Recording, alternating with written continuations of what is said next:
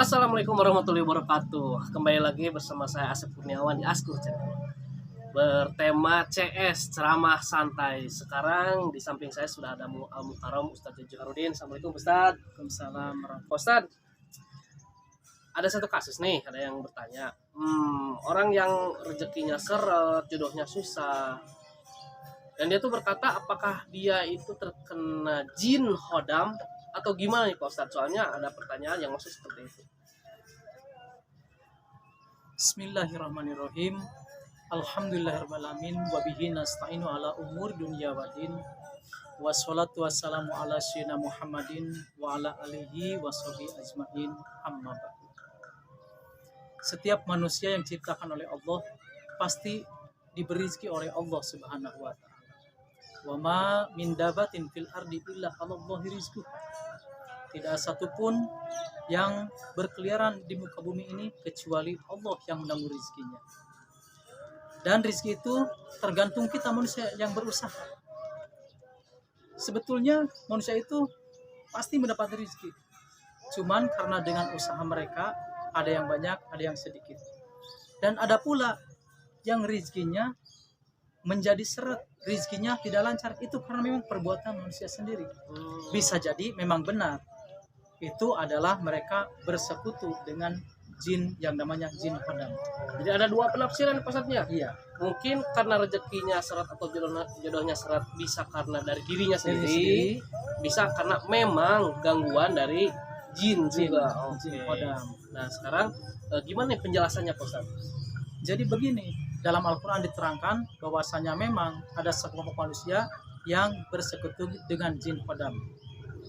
Dalam Al-Quran diterangkan surat jin, wa annahu kana rijalum minal insi ya'uduna birijalim minal jin fama zaduhum illa rohaqo. Dan sesungguhnya laki-laki dari golongan manusia meminta pertolongan kepada laki-laki dari golongan jin.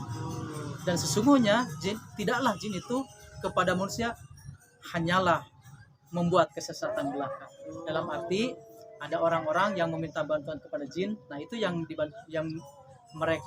mereka pinta itu minta bantuan itu adalah jin hodam. Jin hodam. Jadi hodam itu adalah sejenis jin yang selalu berinteraksi dengan manusia dan selalu berdekatan manusia, yang selalu siap membantu manusia itu. Nah, jadi itu karena permintaan dari si manusia karena sendiri. permintaan dari manusia itu sendiri. Begitu ya. Dan jin hodam itu ternyata kebanyakan itu menipu. Mereka membantu manusia. Contohnya umpamanya begini, ketika dulu kita umpamanya sedang bujangan, nah kita mencintai seorang perempuan yang cantik, kemudian perempuan itu menolak kita tergila-gila, kemudian kita itu mengusahakan bagaimana caranya supaya wanita itu tertarik dengan kita. Umpamanya kita mengamalkan suatu amalan gaib supaya wanita itu tertarik dengan kita, umpamanya mengamalkan surat Yusuf atau apa itu pengasihan dari jampe-jampe dari apa. Nah kemudian dia amalkan, ternyata dengan tidak sadar dia itu tiba-tiba saja wanita itu menjadi tertarik sama dia. Kemudian, nah itu besar kemungkinan orang itu sudah terkena terkombinasi jiwanya itu dengan jin hodam. Gitu ya. Jadi padahal kalau misalkan dia mengamalkan itu, misalkan nih dia baca walaupun dari internet atau dari buku, tetap saja itu menjadi jalan untuk si jin untuk masuk. Ya, jadi kebanyakan jin hodam itu masuknya itu karena kita umpamanya belajar ilmu-ilmu gaib dari buku atau internet tanpa ada guru yang benar. Harus biasanya ada guru, iya, yang datang itu adalah jin hodam. Gitu. Jadi tanda-tandanya itu jin hodam itu kalau kita sudah terkonfirmasi, tiba-tiba saja kita pikiran itu selalu pusing, kepala selalu pusing, badan selalu panas. Ketika diperiksa ke dokter ternyata sehat. Kemudian emosi tidak stabil, memblok, emosi itu meninggi. Kemudian kalau kita sudah terlalu marah, terkadang kita perasaan gitu ada yang membawa diri kita itu, ada suatu tenaga yang menggerakkan diri kita sehingga kita bergerak seperti macan atau apa, itu adalah jin hodam. Jadi kalau misalkan ada seorang yang memang keluar seperti macan atau seperti kera, itu dia enggak sadar dan itu mungkin nyata gitu. Iya, itu adalah ternyata jin hodam. Untuk membedakan misalkan nih orang ini nih dia pura-pura menjadi macan atau dia pura-pura menjadi kera gitu karena mengeluarkan kodamnya karena ingin dipuji oleh orang-orang sekitar, gimana ya Pak Ustadz untuk membedakannya? Membedakannya yaitu dengan cara pegang pundaknya. Kalau orang yang terkena jin hodam biasanya pundaknya itu menjadi keras seperti badak. Keras, ya. Keras sekali. Pokoknya aneh. Kemudian kalau kita bersentuhan, kita itu merasa lulus. Apa itu lulus? Lemas. Aduh, lulus gitu. Cara membedakannya, pokoknya begini. Kita sentuh tangannya, nah begini. Nah, kita lihat tangan kita, buka. Kalau sudah begini, kita bacakan Bismillahirrahmanirrahim atau surat Al-Falaq, Anas. Kita lihat kalau nadi kita bergerak-gerak, oh berarti ada makhluk halus yang merasuk orang itu. Kalau biasa saja, tidak merasa leles, tidak merasa lemas, kemudian itu tidak bergerak-gerak, itu berarti nafsu dia. Bohong gitu ya. Tinggal Itu cara membedakannya. sadarin aja gitu. Iya. Nah itu bohong itu pemirsa. Nah terus nih Ustadz, Saya bor aja sama Hai Jengkol, pasti dia takut. nih Ustadz, kalau misalkan seseorang berguru, taruhlah misalkan gurunya itu yang tidak menetap atau misalkan orang yang ketemu di jalan terus dijadikan guru, otomatis kan dia tidak jelas nasabnya ya, sanadnya tidak jelas. Nah terus dia diberi amalan dan dia seorang ini tidak nyampai ke target misalnya. Terus dia tuh menjadi gila. Apakah mungkin seperti itu? Karena amalan-amalannya seperti itu dia menjadi gila. Itu gimana penjelasannya? Iya. Itu karena memang berarti yang datang itu adalah jin hodam. Walaupun yang dibacakannya bisa dari Quran atau Asmaul Husna, tapi yang datang itu bisa jadi jin hodam. Cara membedakannya kita lihat saja. Kalau di badan itu kepala terasa pening, terasa panas, badan terasa panas, kemudian kita emosi tidak terkendali, kemudian kita rizki menjadi seret, usaha apa saja bangkrut, modal banyak, tapi kita udah peluang usaha banyak tapi bangkrut terus, kemudian kita itu kadang-kadang pemikiran itu tidak terkendali, kadang-kadang kalau orang sudah bilang cus itu kadio, nah gitu.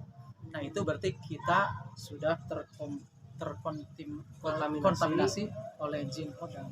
Sebaiknya kita amalan yang kita amalkan itu kita buang saja, karena tidak baik untuk kesehatan diri kita.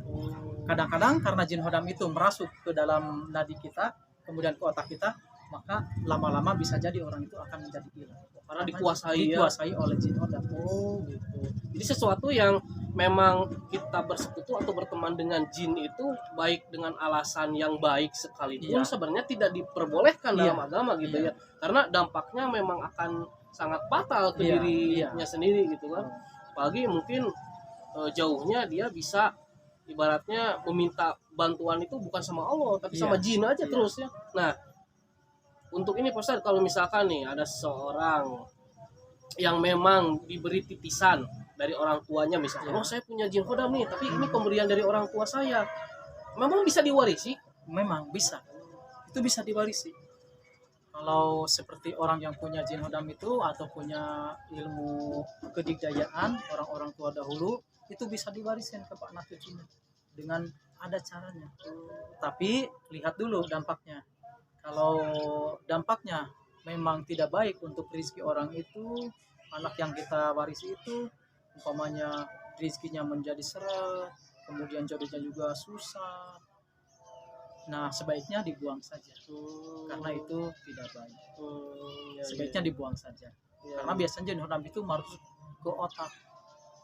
ke otak. Kadang-kadang dia itu membisik-bisikkan supaya kita itu melakukan hal yang tidak baik. Contohnya kalau kita sudah rezeki seret, kemudian pikiran itu kita kacau, pengen bunuh diri. Nah, dia membisikkan kita supaya naik ke gedung lantai 5, kemudian kita menjatuhkan diri. Itu adalah bisikan-bisikan dari jin hodam. Gitu ya. Jadi dengan berbalut kitab ayat-ayat Al-Qur'an pun dibalik itu sebenarnya ada misi tertentu buat jin hodam ini supaya tetap aja menyesatkan gitu Ustaz ya. Betul sekali. Jadi pemirsa nih, memang kita tidak boleh berinteraksi, apalagi kita bersahabat ya. Kalau misalkan sekedar interaksi, wah lihat ada uka-uka, itu kan bukan kesalahan kita dan keinginan kita. Tapi kalau misalkan untuk bersahabat dengan jin hodam, kita mempunyai ilmu kanuragan dari jin hodam atau jin hodam, memang dampaknya buruk dan tidak baik buat kita sendiri, Pak Ustadz ya. Oh gitu. Nah kalau misalkan sekarang saya sudah punya nih, saya tuh takut Pak Ustadz, mau dikeluarkan takut, nggak dikeluarkan ini warisan gitu. Gimana nih Pak Ustadz? Jadi serba salah, serba takut saya tuh. Nah gimana kalau seperti itu? Kalau menurut saya sebaiknya kalau memang itu jin hodam sebaiknya dibuang saja. Karena kalau jin hodam itu memang ada yang baik, ada yang buruk. Kalau kita rasakan, kalau pokoknya kita diwariskan, kemudian kita rasakan di situ kita jadi seret, pikiran kita menjadi kacau. Kemudian karena pikiran kita kacau, usaha kita jadi tidak lancar. Bahkan aneh, kita jodoh itu susah sekali. Padahal kita itu kan orang ganteng, punya penghasilan.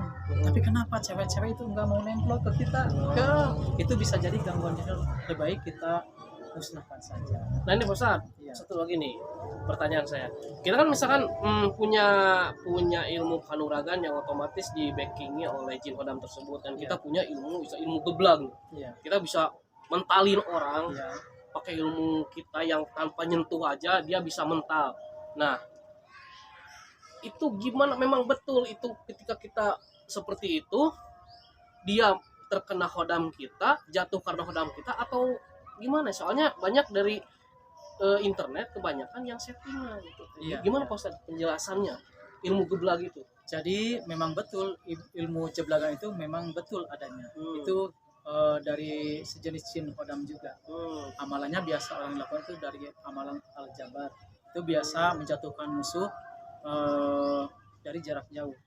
Tapi memang betul asli. Tapi kalau kita melihat settingan atau bukan, kalau jeblagan dari hodam itu biasanya manusianya itu harus dengan ada nafsu, harus marah.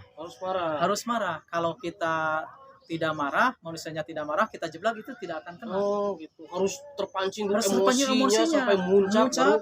Kemudian dia mau memukul kita, baru kita jeblak dengan hodam, itu baru dia terkena. Tapi kalau manusia biasa, pokoknya kita lagi ngobrol, kemudian dia punya ilmu hodam, dijeblak, itu ngeplos, nggak akan mental. Nggak masuk. Iya, jadi kalau kita pengen tahu ini setting atau tidak, lihat saja kalau yang bener asli mah bukan ke manusia, karena manusia itu memang banyak settingan. Tapi cara mengeceknya itu dengan binatang, pokoknya ke embe, apa itu embe? Cuma ya. Embe atau ayam yang sedang beranak.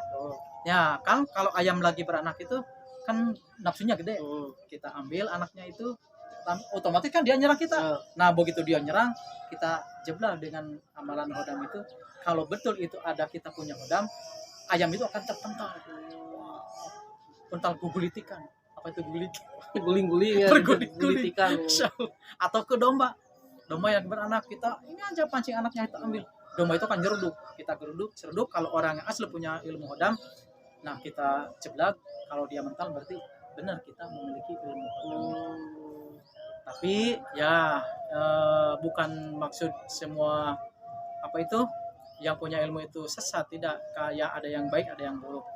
Ya, tapi kalau yang jelas, kalau yang buruk itu yaitu jin hodam yang jahat, yang bisa merusak, menghalangi rizki kita, jodoh kita, dan rumah tangga kita. Kita rasakan saja kalau kira-kira seret di rizki atau di rumah tangga, walau uang banyak, tapi kenapa di rumah tangga itu nggak harmonis? Kita suami walau punya uang pengennya marah-marah terus sama istri, lihatnya itu nggak enak. Itu bisa jadi dari dampak jin hodam kita. Bahkan bisa jadi dari jin hodam itu, jin yang kita punya itu bisa jin yang nakal, bisa menyetubuhi istri kita Gitu. dengan menyerupakan kita. Itu jin hodam. Karena ini memang ada kejadian orang yang punya ilmu kanuragan, dia punya jin hodam, kemudian suatu ketika dia sholat tahajud, maka jin hodamnya itu menyerupai dia, kemudian dia tidur dengan istrinya. Pas dia pulang dari masjid, dia minta jatah ke istrinya. Istrinya ngomong, kan tadi udah. Siapa? Ini baru pulang dari masjid, sholat tahajud. Dia tahu, oh ternyata dia ini jin hodam, ternyata dia marah-marah, ternyata itu dampaknya begitu. Jadi dibalik kekuatan yang memang di luar kemampuan manusia, ada harga yang harus dibayar. Mungkin Pak Ustadz ya. walaupun istilahnya ini untuk kebaikan, akan tetapi suatu saat pada akhirnya akan menimbulkan sesuatu yang buruk bagi kita sendiri. Jadi mungkin bila mana Anda merasakan atau misalkan Anda merasa punya, lebih baik itu dihilangkan agar kedepannya akhirnya hidup kita sebagai manusia mengikuti jalur yang telah dikodratkan ya Pak Ustadz ya. Supaya kita tidak tersesat, karena jin dan setan itu ingin menyesatkan manusia itu dengan berbagai cara Pak Ustadz ya. Iya, betul sekali. Dan jikalau Anda ingin hidup sukses, rezeki lancar, kemudian jodoh juga, jodoh yang baik, rumah tangga harmonis, kuncinya satu, bersihkan diri kita dari jin dan ini. Insya Allah rezeki kita akan lancar. Ini memang saya berkata begini memang dari pengalaman sendiri. Ya. Nah, begitulah pemirsa penjelasan tentang jin hodam ini ya. Mungkin jika Anda memiliki pertanyaan boleh di komen di bawah ini ya, nanti saya akan sampaikan secara pribadi ke Ustadz Juju Joharudin agar dapat menjawab setiap pertanyaan dari teman-teman. Ustadz, terima kasih banyak Ustadz ya, hatur nuhun penjelasannya. Insya Allah kita ketemu lagi di minggu depan Ustadz ya, dengan tema yang berbeda. Iya. Ya. Maka dari itu like, komen, dan subscribe, dan juga share ke teman-teman atau saudara kalian, karena di channel ini kalian akan mendapat hiburan, edukasi, dan lain sebagainya. Wabillahi taufiq wa hidayah. Wassalamualaikum warahmatullahi wabarakatuh.